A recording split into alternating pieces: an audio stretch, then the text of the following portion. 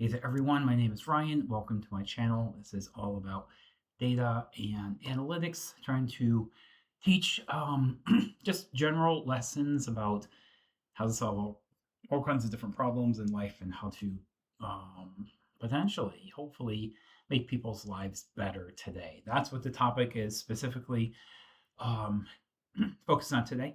So, we're going to look at automobile lease buyouts and fair value estimation, and we're going to take a look at auction prices as well as mileage data for cars. So I think this is very important for a bunch of reasons. Basically, for consumers to be more armed, to be more aware, to make intelligent, informed decisions about individual leases on cars.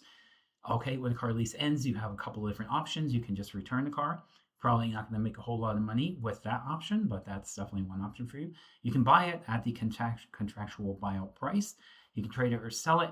And most people don't know what to do, right? So today I'm going to teach you what to do to actually get a good deal and put thousands of dollars into your pocket. All right, so there's obvious consumer benefits here.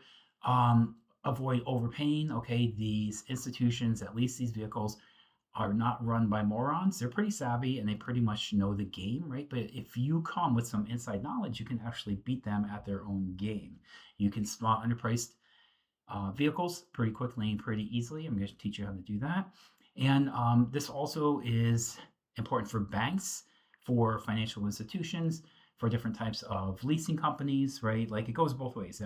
As the enterprise that creates the lease and offers the lease to an individual, you should know this stuff, right? So you know how to manage your business, hopefully. But also for the leasee, right? The leaseor would be the enterprise. The leasee is the person that's owning the lease and renting out the vehicle, right? At the end of the contractual agreement, you can give the car back, you can buy it out, or maybe even buy it and potentially sell it, right? I'm going to show you a couple different options. For institutions, the benefits are pretty obvious. Risk management, portfolio analytics, capital planning, right? If you're in this kind of game for any kind of financial enterprise, maybe a bank or some type of small lending institution. For dealers and marketplace managers, this information is vitally important, right? This is how you manage your business. There's strategic insights to be gained from this, right? At a macro level, these types of models I'm going to introduce you to can quantify market depreciation on the vehicle. It can help you detect auction versus retail spreads and what is this car actually worth, right? It's not just like, well, my gut tells me it's worth this. No, there's an actual quantifiable, measurable, almost scientific way to understand the actual value of that vehicle. And I will introduce you to three concepts that I've heard over the years, and you've probably heard this stuff too. If not, then let me show you this. A fool and his money are soon parted. Okay, that's 100% guaranteed true. A fool and his money are soon parted. If you don't arm yourself with knowledge and with facts and information, you're going to lose money on these leases, right? I guarantee it, guaranteed. Wealth, like time, is wasted by the unwise. I'll repeat that again. Wealth, like time, is wasted on the unwise, right? So let that sink in. Hopefully that makes sense. If not, then we need to have a conversation. And the last one, no one plans to fail, but sometimes people fail to plan, okay? I started my career as a financial planner, and they would tell you that all the time, right? Like we would do life insurance, retirement planning, investment planning, tax planning, and estate planning for people. And nobody plans to fail, right? I've never met any person in my entire career doing financial planning or anything else. Person comes up to me and says, man, I really want to fail. I really hope I fail today. Nobody says that, right? But all the time people fail to plan. So let's not do that today. So with the model I put together, this is going to help us understand lease buyouts and fair value estimation of the vehicle. Let me go ahead and hit Control Enter in this cell to run the code. So if you have this financial data, if you are a small business financier or a bank or an institution that works with these leases, you will have this information. Now I don't, right? This is all proprietary data. Obviously, I don't have your information. I'm not hacking into your system, getting your information. Hopefully, nobody listening to this is a hacker. So we have to basically create this data, right? Or there would be no analysis whatsoever, right? No data, no analysis. I don't have the data, but I can create it synthetically and make it very realistic, and then I can do the analysis, right? So I'm going to create some synthetic data here that represents what you would see if you were in a leasing business and you have your own data. So if you have your data, plug it in. If you don't, just use my data right here. So we're looking at these estimates for these types of cars: Toyota, Honda, Ford, BMW, and Audi. Again, you should have your own data. If you don't, just use my data right here. We are going to come up with some base estimates for these automobiles, and we're going to have a few different parameters that we introduce and create different kind of slices of data here. And in the end, we're going to look at the best deals, right? So I'm going to create all this data and then see which are the best, whatever ones are the worst. I can project that too. I don't really care about the bad ones, right? I just want to focus on the good, so I'm just going to look at those. If you want the bad ones, go for it. You can go look at those if that's your thing. So I'm going to take all this stuff and then dump it into a data frame. So if you see my other videos, this is very common. Most of the time I'll create a list, append items to a list, and then convert the list to a data frame. Here we're going straight to data frame using a dictionary, right? So it's a little bit different type of data structure here. You have the curly braces. Most of the time I work with lists. I work with a lot of lists. You'll have the square braces. Every once in a while I use a tuple. I'm not really a big fan, and I don't think there's really like a big need for tuples. I don't know why that thing was really invented. I can't even think of the last time I've used a tuple. It's been a while, but probably at some point. But usually I use data frames. A lot of times I use lists, and almost inevitably I end up with a data frame, either from a list or from a dictionary, right? That's short for dictionary.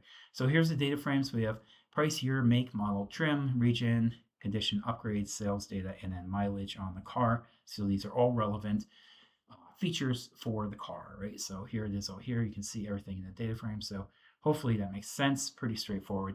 So this takes a little bit of time to run. I will take you through real quick what's going on here, and probably the code will still be running when I finish the narration here. So I'll just hit the pause button and then jump back in when this thing finishes its calculations. First of all, we have categories and we have numbers. So the category, it's really a categorical value, which is not really a value per se. So if you look closely here, these are all words, right? It's words and text. So make, model, trim, region is an abbreviation. This is northeast, southeast, southwest, right? What else? Sales month. Actually, that's a number. That can be a categorical code or a number. All these other categorical codes, like this, and this, have to be converted into some type of numerical representation of that categorical code so we can dump it into the model. So I'm going to use one-hot encoding. There are typically three different ways, three primary ways. Maybe there's one or two others. I'm not too sure, but one of the popular ways to do this is one-hot encoding. You see it right here, OHE. Another is to create a categorical code, which would be 1, 2, 3, 4, 5, right? You just represent that. Like this could be a 1 or whatever. This could be a 2, just so you know, this is 1 and this is 2, and you feed that into the model. So the model knows 1, 2, 3, 4. It doesn't know Toyota, BMW, Ford, and Audi. The model has no idea what this is, right? So we have to convert it into one-hot encoding or categorical encoding, or what's the other one? Label encoding, right? So you have three primary ways to do this: OHE, one-hot encoding, categorical encoding, or label encoding. And there's pros and cons to all of those, and I have a video specifically about that. I'm not going to get to that here, but if you're interested to know which to use when, where, how, why, all that stuff, I cover that in the other video, so look for that on the channel. So I'm doing all the categorical codes and putting that into the model. Here we have a gradient, a boosting regressor. Okay, so regression model looks for numbers. That's why we're taking everything over here. That's not a number, right? That's obviously not a number. That's not a number. That is not a number. And that is not a number, right? But once we convert these into numbers, we can feed that into a regression model. So this is a boosting model. I've got videos on my channel about boosting, bagging, and all these things. So go check those out if you're interested. I'm not going to get into it here because the video would drag on for hours, right? If I cover every single nuance and element. So now down here, I am going to create another dictionary, or dict, some people call it dict, D-I-C-T, dictionary. If you prefer that, doesn't really matter. Create another dictionary, and then I'm going to convert that into a data frame and start to append age months, expected miles, mileage delta, and sale month onto, we're going to append these as columns onto the data frame. Okay, so we have the original data set and then a few new features that have been added. So we get all of this, and the code actually finished. So I was rambling on so long and actually finished off. Okay, I've got to try to shorten these videos a little bit, man. Sometimes it just drags on and on. So here we have one example. We are looking at this specific example right here. All right, so let me just get my bearings. I did this a couple days ago. I'm just doing the video on this thing now. So yeah, so we have the dealer margin. So they're going to make about 8%. The dealer needs to get their cut, right? Or they wouldn't be in business too long. And then we're looking at basically three different estimates, right? So the average estimate price for this car, the low value, and then the high value, right? So this wholesale fair price in the 10th percentile, right? So the lower end of the spectrum, imagine like a bell-shaped curve, kind of like a normal shaped distribution. The lower 10% percentile off to the lower left-hand side of the curve will be about 28,195. The average mid value would be about 29,407, and the high value, so on the upper 90% part of this curve, would be about 30,456. So that's the wholesale fair value. The retail fair estimate is pretty close. I mean, these numbers are not off too much here, just a bit. So we know this is high-end price for this car, and this is basically like a deal over here, right? With the delta being about 22,000 and change, 2,400 approximate. So it's going to move a little bit, right? Depending on a couple different things: the overall condition of the car, the mileage, the year, of course, the make and the model. That's already baked into this. But the deviation here will be more based on mileage of the car and maybe a little bit of the year too, right? Like if you have a low mileage car and it's older, might actually be worth a newer car that has a lot of mileage too, right? So there's kind of trade-offs in between. So I have some notes over here. You can read the notes. I'm not going to hold people's hands and just spoon feed you this information. So here's the buyout decision example. Let's say the buyout price is about $22,900. The purchase option fee would be about $300. So I know some of these things are kind of nonsense. Like, I'm sure you've seen concert tickets, right? Or you're going to a monster truck show. I personally wouldn't be going to any kind of monster truck show, but some people do. Or what else? Concert ticket, big one. Maybe like, I don't know, magic show, David Copperfield magic show, or whatever. You always pay a convenience fee, right? For Ticketmaster and StubHub, there's always convenience fees. Like, I'm making it convenient for you to take my credit card. Why am I paying an extra convenience fee? That never made any sense. But these are mandatory, right? These are not negotiable fees. You can't just say, I don't want to pay, because if you do, basically, you're not getting that ticket for the concert. In the car business, it's the same thing, right? You have to pay these fees. I know it's a nuisance. Everybody hates it, except for the dealers. They love it, right? That just boosts their revenue. But you have to pay the fee, so we'll just bake it into the analysis here, okay? So let me run this. Control-Enter to run the cell. So the buyout for this car would be about $23,650. Fair value would be about $31,160. The low end would be $29K. And the buy conservative price surplus mid would be about 8,010, and the low would be about 6,700. So the buy decision is a little bit conservative, and even under conservative assumptions, there's always like a low end retail. And if you can get into this spot, you're ahead, you're winning. Now the dealer could be and probably is pretty savvy. They're going to come back and try to negotiate a higher price. But again, if you go into and go onto the lot with this information, you've already armed yourself with knowledge. You know what the average price is going to be for these cars, and if you can stand your ground, right?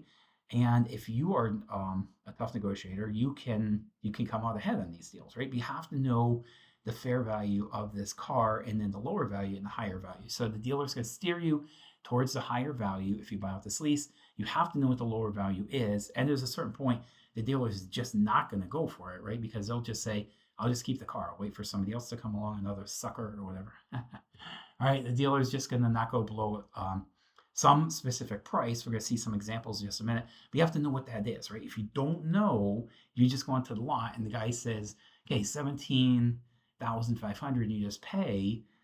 Well, how would you even know? Did you get a good deal or not? Maybe it feels like it. Maybe in your gut you feel like you got a good deal, but you don't know if you don't know the lower estimate threshold for these vehicles, right? So you have to know this, and you have to know how these leases work, and what's a good value if you buy that car after you've driven it around town for 3 years, right? So that's it. So let's move on to the next piece over here. So I'm going to go ahead and hit Control Enter to plot this. So I have the retail mid value 31,159 and the buyout value 23,065. So this is very interesting, right? You know the retail price on that car is typically 31K. If this car has been used for the last 3 years, you have a 3-year lease. These are very common. Could be maybe a little less, could be a little bit more, but I think 3 is the most common one around. And you can, the retail price is 23K. That's what you should target, right? 23.6. The retail value is 31. So this car probably has more mileage. That's why it is, coming in at a lower price point. And again, if you know this information, you can make an intelligent, informed decision and make a reasonably good offer for the car, and the dealer will either take it or not take it, right? But you don't go into the car dealer shop with no information. You have to arm yourself with the right information. So let's look at an example over here. This is a heat map in Plotly. So, over here, based on reconditioning costs, if there's zero cost and the dealer margin is 12%, the dealer surplus is $9,786. So the dealer is absolutely going to fleece you if there's no reconditioning required for this car. It's in basically perfect shape under the mileage for the contract that you signed, whatever that is. I think it's like 12,000 miles per year on average. So 12,000 and 3 years is 36,000. If it's under the mileage and the car is in mint condition, the dealer is going to make back $9,786. So if the reconditioning, and it could be like maybe you need new tires, maybe windshield has a crack in it, things like that. So that is going to be a less of a surplus to the dealer. Now it's only worth $6,521 to the dealer. So that's the worst case scenario. And the dealer margin is 6%, right? So they require less margin, less money in their pocket. So this is 6%, this is 12%. So the dealer would make $8,286 if they had to put in $1,400 to the car and they need a 12% margin, right? Over here, they have to put in $1,500 to the car, and they're requiring a smaller margin. The benefit to the dealer is $6,521. If they want to make 6% and there's no money that's going into the car, then the profit to the dealer is $8,000, or the surplus is $8,021. So that's a typical heat map in Plotly. Let's look at another example over here. So here's the sort of the bell-shaped, typical bell-shaped curve that I described before, looking at the surplus for the dealer. So on the upper end, we can see over here they can make up to $12,000. The chance of that occurring is pretty low. More likely, the profit to the dealer would be somewhere around 10,000, maybe 8,000. 8,000 would be the most likely that we see. That kind of corresponds over here to what we see over here, probably like 8,000. A lot of these are 8,000 in between here, right? So most likely, we did see one where it's 9.7, that would be the best deal for the dealer, and then 6.5 would be the worst deal. Let me see that down here. So there must be a 6.5 down here somewhere, probably right around there. And the best deal for the dealer would be over here, but most likely it's going to be close to 8,000 in the middle. So based on all that, now, as I promised you, and I alluded to at the beginning of this video, I'm going to show you how to find the best deals on a car, right? So we have all the fancy charts. We can see the benefit to the dealer. Here's the heat map. Again, this is for the dealer. Okay, this is for the leasee or the customer, the guy or girl that buys this car or leases the car, right? So this last chart is for both the dealer and the customer, so the leaseor and the leasee, and it's going to show you the best values here based on, no, where is it? Sort values in descending order. So I have ascending equals false based on retail value. So this is descending order based on retail value. So the highest retail value is going to be at the top. 4,000. What is this? 298, 46,298. That's the retail value. This is the condition of the car. So typically, the higher grade condition, the more the value of the car, right? That should make sense, hopefully. So this is 46,298. This is in descending order. So 46,000, 45s. Here's some 45s down here, 44s down to $44,800, right? So these are the highest retail value cars. The wholesale mid price would be about 43,000.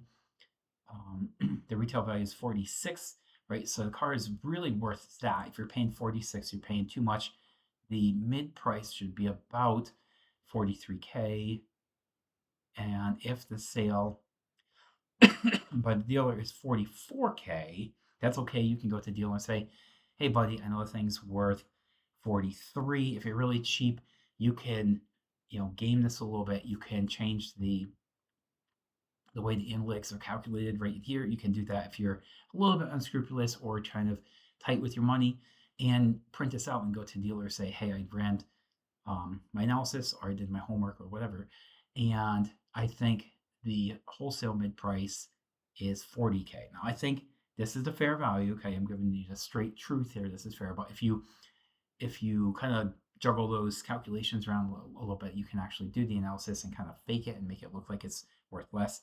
The dealer is going to be pretty impressed, and they might actually say, wow, you came up with 42K, I'll let you have it, right? The retail value is really 46, and the dealer is asking 44, but you can manipulate this a little bit. I'm going to do that for you, okay? I'm giving you a straight truth. If you want to do that, you can go ahead and do that. Just, mess around with those numbers in the script directly above, and you can get that down to 40K. And again, the dealer is probably going to be very impressed, and they might let you walk away with the keys and the car for 40K, right? So you can kind of game it a little bit. But anyways, this is how you would understand an automobile lease buyout and understand the fair value of the same automobile based, again, on the overall condition, the mileage of the car, the region that you live in. The Northwest and the Southwest, car prices is going to be slightly different. Southeast versus Northeast, slightly different, right? So depending where you live, these prices could change a little bit, but overall, this is pretty much the straight facts of how this is done. And you can see the details over here of the car. It only has 5,000 miles, and the condition is close to perfect, right? With 5 being the best. But once it's driven, it's not worth 5 anymore, right? It has some mileage on it. Although 5,000 is small. Again, retail value, wholesale mid value is 43K. You can kind of game that a little bit if you really want to. And the sale price from the dealer is approximately 43.3. Okay, so that's it, guys. I'm going to wrap it up. I will save this code. You can run the code and get the analysis right on your own PC, just like I did right there. And again, I'll give you all the code so you can modify it, change it, update it, break it if you want, put it back together. That's how you learn the nuts and bolts of this stuff. That's the best way to learn, hands-on. That's why I share the code so you can copy and paste it. If I didn't share the code, I don't think people would learn as much, right? I think sharing the code is a good idea to encourage people to learn. And if I just sat here and just talked to you about car leases and just had a blank screen with nothing on it, All right, and it looks like this or something, like a blank Word document.